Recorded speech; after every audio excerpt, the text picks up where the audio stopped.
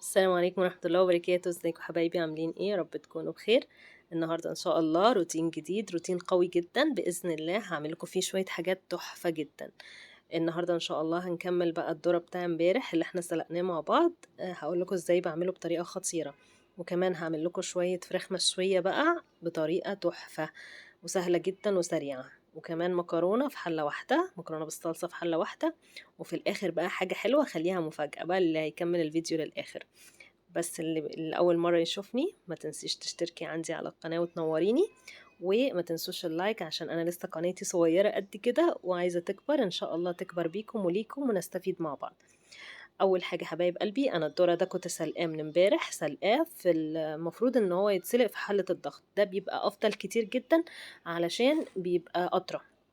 بس انا بصراحة سلقته على حلة عادية في حلة ستانلس وسبته بقى، بس خد معايا وقت شوية. هنا دلوقتي بعد ما اتسلق تمام، ابتديت ان انا حطيت مكعب زبدة وابتديت ان انا اشوحه فيه. عايزه اقول لكم ما تحطوهوش على عين البوتاجاز عشان ده مش كويس، وبيبقى مش صحي ابدا، ولا كمان على الفحم بيبقى برضو الموضوع مش لطيف. يعني كل فترة بعيدة اعملوا كده، بس هو مش صحي فحاولوا تقللوا منه. وعايزه اقول لكم بالطريقه دي بيبقى خطير وطعمه تحفه. هيعجبكم قوي صدقوني. جربوه وشوحوه بعد كده في الزبده، بس اهم حاجه لما تيجي تاكليه سخن، يعني عشان الزبده لما بتبرد ما بتبقاش طعمها لطيف. فحاولي انتي تسخنيه، لو هتشيليه في التلاجة تسخنيه في الميكرويف او تسخنيه في طاسه براحتك يعني. هيعجبكم جدا، من الحاجات الجميله جدا اللي ناخدها في نص اليوم كده كسناك، او كمان اليومين دول البطاطا تحفه يا جماعه. جيبوها بقى وشوها وخلوها سناك في البيت عشان ما نروحش بقى للحاجات الغلط. وتعالوا نبتدي دلوقتي نعمل مع بعض بقى الفراخ المشوية. عايزة اقول لكم فراخ مشوية بطريقة سهلة جدا ومش هتاخد معاكي وقت ان شاء الله.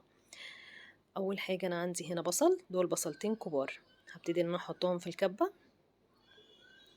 وبعد كده هحط دول جنزبيل، فاكرين الجنزبيل اللي امبارح فرزناه ده جنزبيل فريش. هحط منه الكام قطعة دول. بالنسبة للبهارات بقى اللي بستعملها للفراخ وبتطلع خطيرة، اول حاجة هتحطي الملح المناسب للفراخ بتاعتك. وبعد كده هتحطي الفلفل والبابريكا، وكمان توم باودر على بصل باودر وبهارات فراخ. بس كده، انا محطش اي حاجة تانية غير كده. البهارات هي دي بس، ملح فلفل اسود وبابريكا وملح وسوري وتوم باودر وبصل باودر وبهارات الفراخ. عندك طماطم هيبقى افضل كتير جدا من الصلصة طبعا. يعني لو عندك طماطم هتحطي طماطميتين مثلا على حسب كمية الفراخ، لو الفراخ كميتها صغيرة حطي واحدة. دلوقتي بدل الطماطم انا النهاردة هستعمل الصلصة، فبراحتك يعني. هنا هحط فلفل كوبي، ممكن تحطي فلفل الوان كمان مفيش مشكلة. وهحط من الصلصة 4 معالق صغيرة.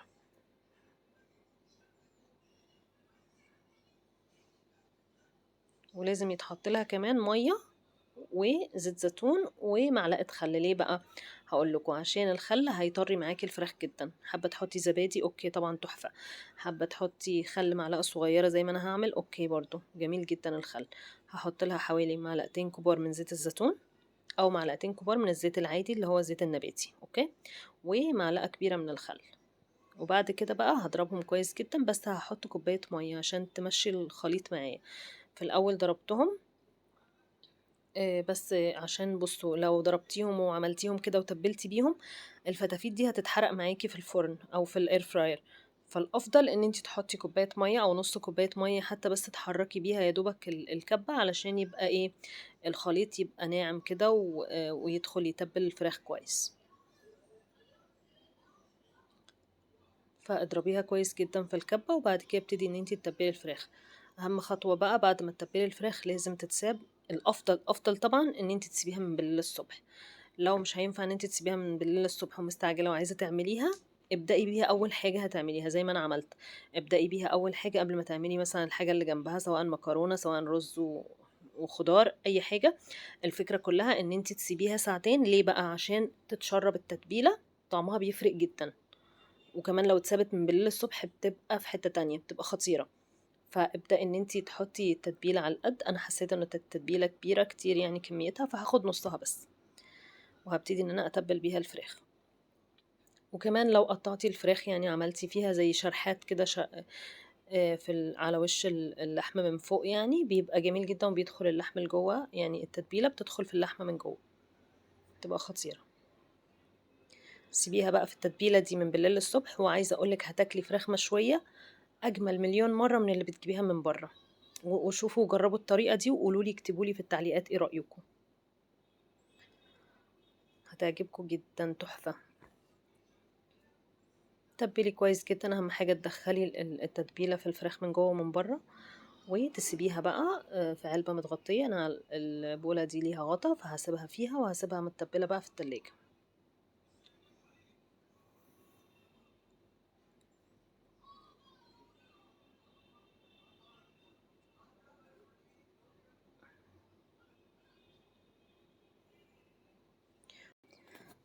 شيليها بقى في التلاجة. ودلوقتي تعالوا اوريكم بقى الذرة وصل لفين. بصوا الجمال، تحفة يا جماعة، جربوه ان شاء الله تدعولي.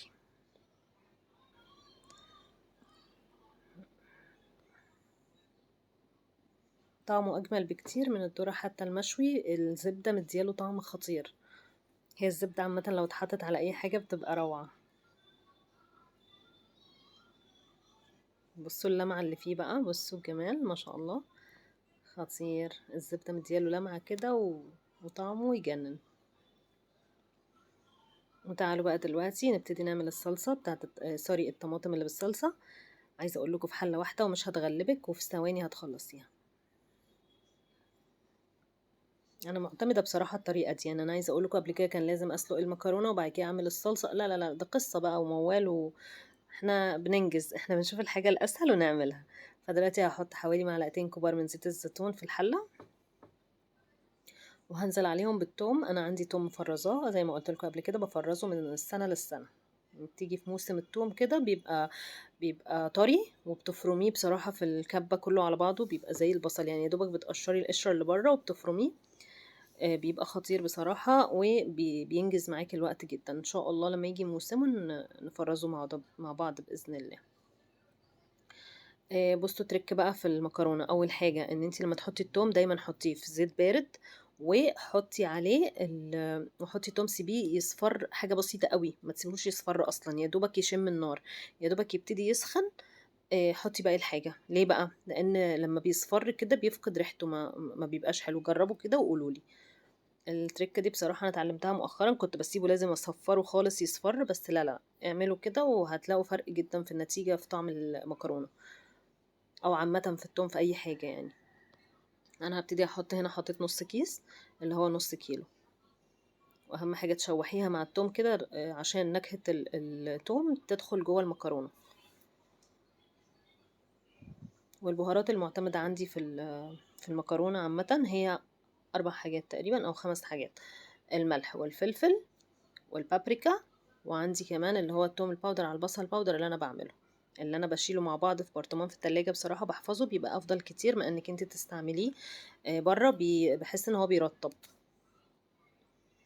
فبقيت اجيبه كمية واحطه على بعض، يعني توم بصل وباودر، توم وبصل باودر، واحطهم في برطمان كبير واشيلهم بقى في باب التلاجة كده، بيبقى جميل جدا وفريش وما بيجرالوش حاجة يعني.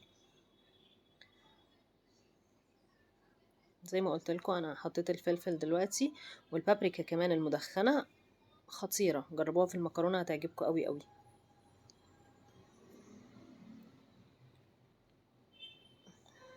وانا نص كيلو بصراحة بحط عليه معلقتين ملح. بصوا دي ظبطة الملح عندي، بيطلع مظبوط جدا، معلقتين من الملح.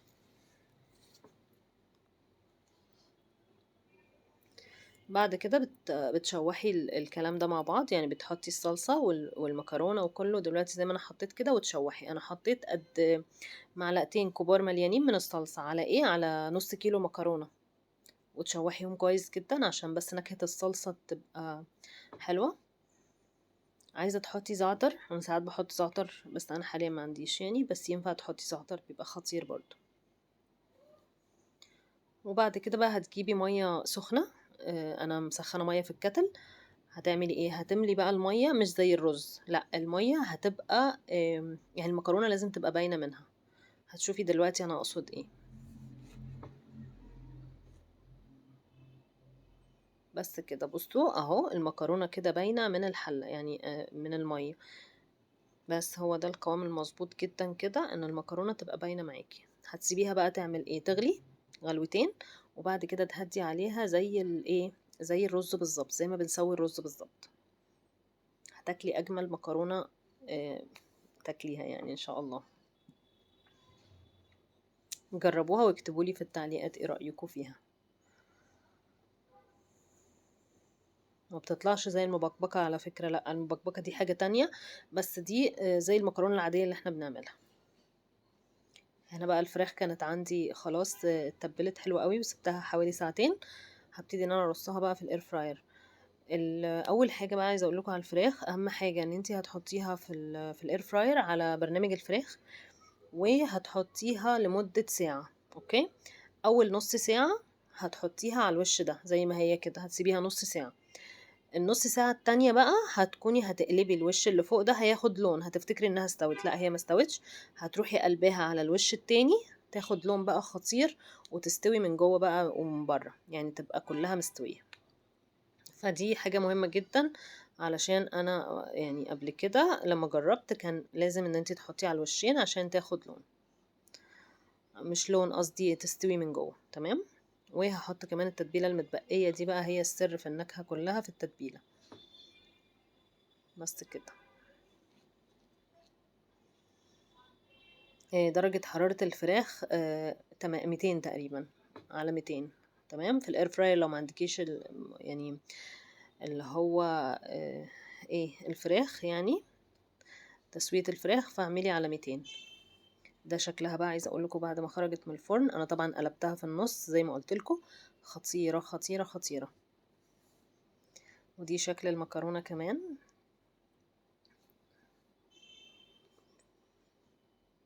بصوا شكلها خطير وطعمها اجمل. بألف هنا وشفا على اللي هيجربها، ان شاء الله تجربوا الوصفات وتعجبكم، وتدعوا لي دعوة حلوة من قلبكم كده، وما تنسوش تعملوا لي لايك عشان الفيديوهات تنتشر والناس تستفيد، وتشتركوا عندي لو مش مشتركين لسه.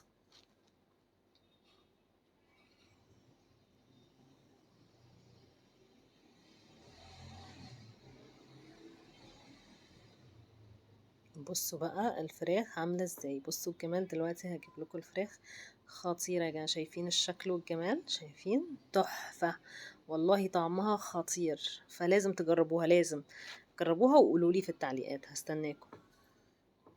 تعالوا بقى نعمل الحاجة الحلوة اللي وعدتكم بيها النهاردة، اعمل معاكم كوكيز بالدقيق الاسمر.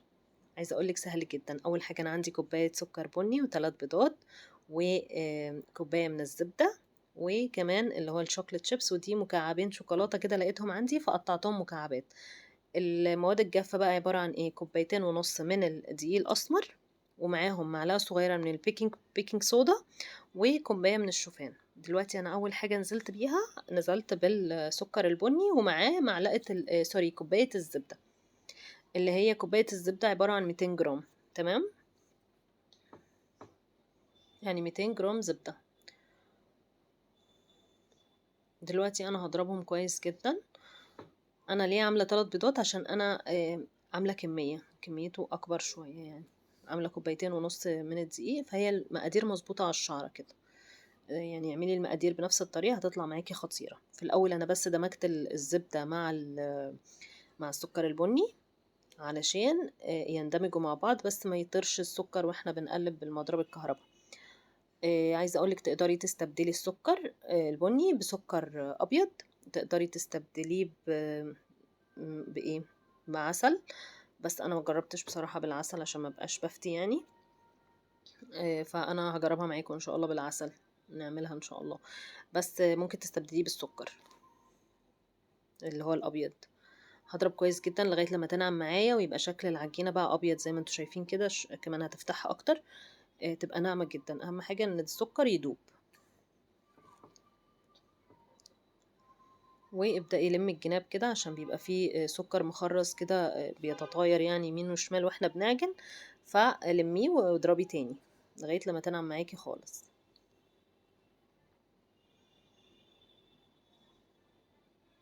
لو حابة ان انت تعمليها بويسك بس من بمضرب كهرباء سوري بمضرب يدوي، تقدري تستعملي السكر اللي هو الناعم اللي هو البودرة.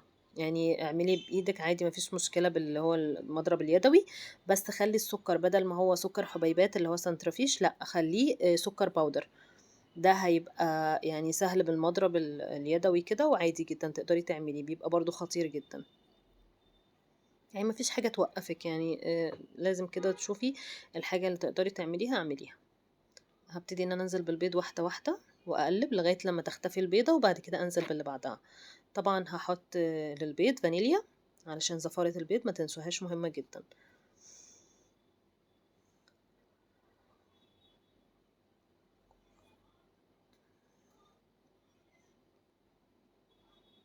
ابتدي انزلي بيهم بيضة بيضة لغاية لما تروحي البيضة خالص، وبعد كده ابدأي انك انتي تحطي اللي بعدها.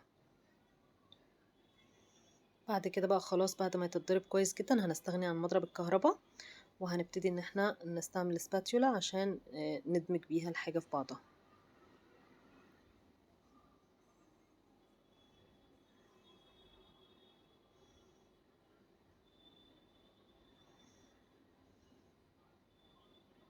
بصي نعمت ازاي، عايزة اقولك هو ده القوام المظبوط جدا. هديها ضربة كمان لسه، علشان لو في حاجة كانت في الجناب او كده برضو تندمج.